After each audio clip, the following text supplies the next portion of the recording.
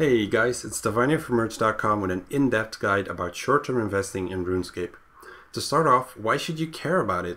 I assume almost all of you already know how to make your money through flipping, though only a select few of you are really good at this in the end. I guess this already sums up the problem. Learning how to flip is very easy. So easy in fact that it can be taught to kids in elementary school, let's be honest here. However, being good at flipping is of course a different thing, and it's becoming harder and harder because the competition has been increasing ever since free trade was reintroduced in 2011. People are hungry for money. They all want to learn to flip, and they often set very small margins on popular items.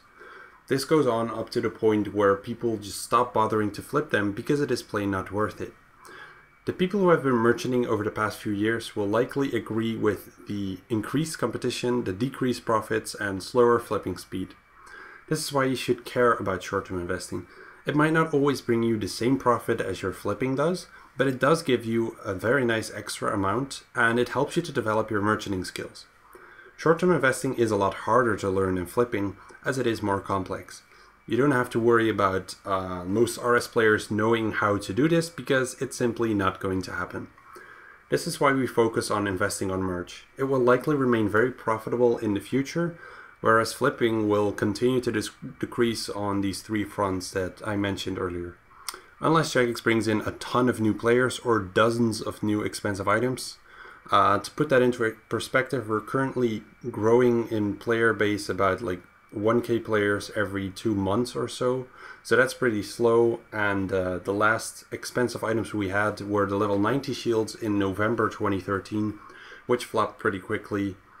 We might get the level 92 undead weapons very soon, but those are also kind of tied to the dual wielding ones, so again, no new expensive items. Now with that said, let's get to short-term investing. The short-term investments are all about looking for undervalued items, buying them, and waiting for the market to correct itself. It usually does this in under 48 hours, and anything more is pretty much considered long-term. Now the biggest mistake most people make is assuming that undervalued means an item has dropped in price first. This is usually the case, but not always. An item can also be undervalued if it's stable or if it's rising, as long as there are reasons for it to be undervalued.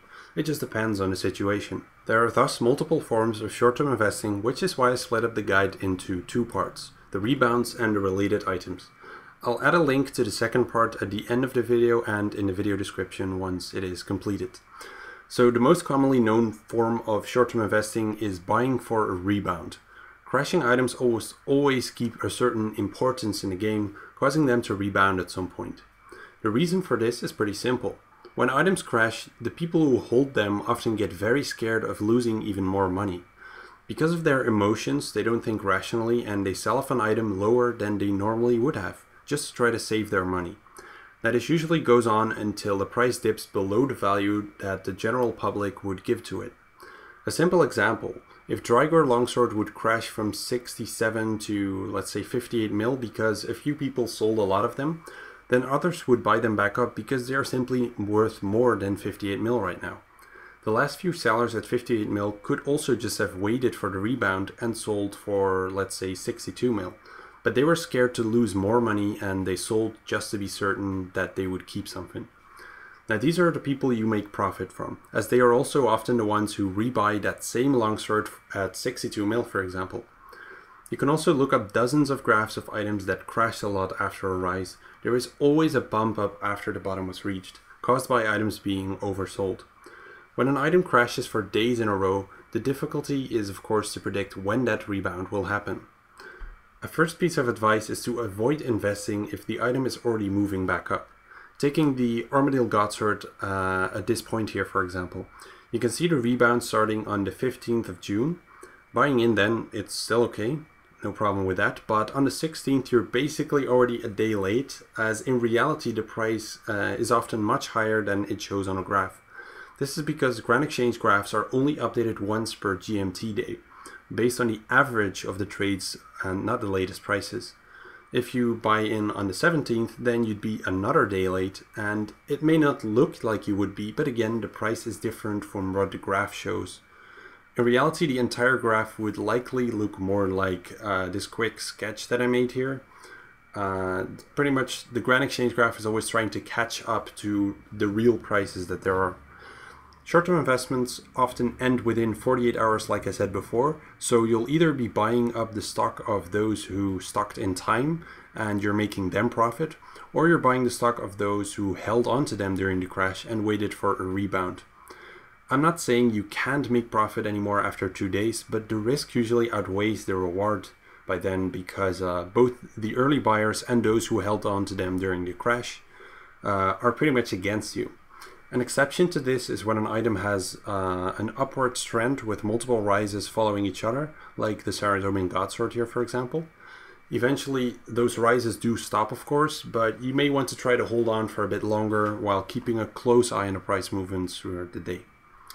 So yeah, don't use this bump on the graph as an indicator to buy in, as the actual rebound always happens before you see it on here. In fact, it might never even show on the graph at all. Funds was short-term investing in Furies here, for example, but in both cases his buy and sell price were well below the Met GE price. So if the graph doesn't tell you when an item might rebound, then what does? First off, you will have to price check the item every few hours, or more often if you think it is about to rebound. The RuneScape companion app is quite convenient for this, as you can quickly do a price check anywhere. Just make sure you don't get too obsessed with it. But yeah, these price checks, they just help you to stay up to date with the movements throughout the day and the actual price the item is at. Unlike the regular grand exchange graphs that are only updated once per GMT day, like I said. This is also where the merge live graphs come into play. They show you frequent price updates throughout the day for about 100 of the most popular expensive items in the game. This is an example of the Divine Spirit Shield. Now, price checking these yourself is not a viable option, of course, because of their limit and their margins. And sitting in all of the friend chats or reading the forums all the time costs a lot of effort.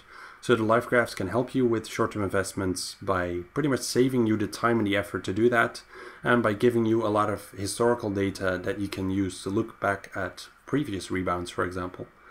Despite the help you may get from price checks, they are not enough on their own. Knowing the prices is one part. The other part is knowing whether the item is actually undervalued or not. Understanding that requires your own experience and knowledge of the game, because just a graph can't answer this. People often come to me to ask if an item is a good investment, but I never spoon feed them the answer. I want them to be able to do this thinking process by themselves, or they will just return to me next time. So I ask them in return, why do they think that it might be a good investment? Now, quite often the answer is it seems pretty low, or it's lower than it has been in a long time. So I tell them, there's a reason why it is this low. Do you know the reason? And surprisingly few people know the reason, and without asking me, they might have invested in something without even knowing why it crashed. Now, I really cannot emphasize enough how important it is to understand with 100% certainty why it has crashed. Recent and future updates play big roles here, of course, but there are more reasons. You really need to research them. I can't really give you much guidelines on them, as each case is pretty much different. But please research this and make sure you understand the reason before investing, as there is always at least one. If you really can't find any reason, then that probably means that there was just some merchant who dumped a lot of the item for no reason whatsoever. Now, if you're too lazy to do the research, or if you do it sloppy, then don't be surprised if you burn your fingers. Keep in mind that there's a lot of trial and error here, but the research helps to minimize your risk. And it might also introduce you to other potential investments through what you may find. I actually find a lot of my investments while I'm researching other things. I just run into them randomly, and then I investigate those. Besides people who ask me for investment advice, I also get those who tell me that they're great at flipping but bad at short-term investments, and they basically want me to give them some items to get started. Now, in reality, they are usually not great at flipping yet, which is okay because we all start somewhere. But when you flip daily, you learn what kind of margins and speed to expect of items. You know how it moves in price throughout the day or the week. And once you get more experience, then you'll know if an item is undervalued or if it's about to rise. This is why I always say that short-term investing comes fourth out of flipping. You cannot get into short-term investing without being really good at flipping already. Then there's one last thing about buying, which is another question I sometimes get. Should you instant buy an item or non-instant buy it if you want to do a short-term investment? Now this depends on how big the potential rebound will be. If it's only small, then you're better off non-instant buying or you will have no profit whatsoever. But if it has a lot of rebound potential, if the rebound can happen very fast with a great increase, then instant buying will actually contribute to that rise and speed it up.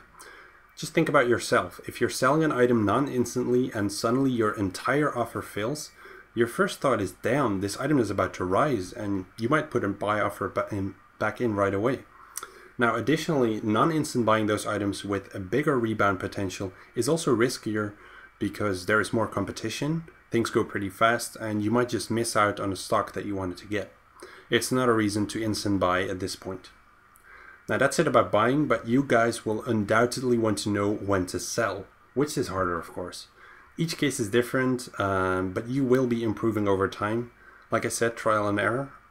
What helps is looking at rebounds in the past. Look at how long they generally lasted and how things went for the item. But keep in mind that the regular grand exchange graph always lags behind on reality. The live graphs can be used for this very well with the historical data. Now, my personal preference when it comes to selling is usually within 48 hours, after which I just use the cash for the next thing. Yeah, sure, you might not get the maximum possible profit this way, but you minimize the risk by not holding onto the items for longer than necessary. Let's say you can get 50 mil profit in 2 days, and on the third day you would get up to 60 mil. It's not really worth the third day for that 10 mil more profit, as in plenty of cases on the third days it might crash and you would have only 0 to 10 mil profit, for example. There are also plenty of cases where I do hold investments in rebounds for longer than 48 hours, but I really need to be certain that this item will be a lot more valuable to the community than it currently is. So to summarize this guide, look out for crashing items that are at least somewhat popular, understand why they are crashing through your knowledge and research, then price check them multiple times per day to find the bottom or use the live graphs. Look into the short-term potential of the item and buy in, and then consider selling within 48 hours to minimize the risk, unless it is in an uptrend. That's it for the first part of this guide. I hope it was helpful to you. In the second part, I'll be explaining about looking into related items for short-term investments. If you have any questions, feel free to leave them in the comments below. Take care, guys.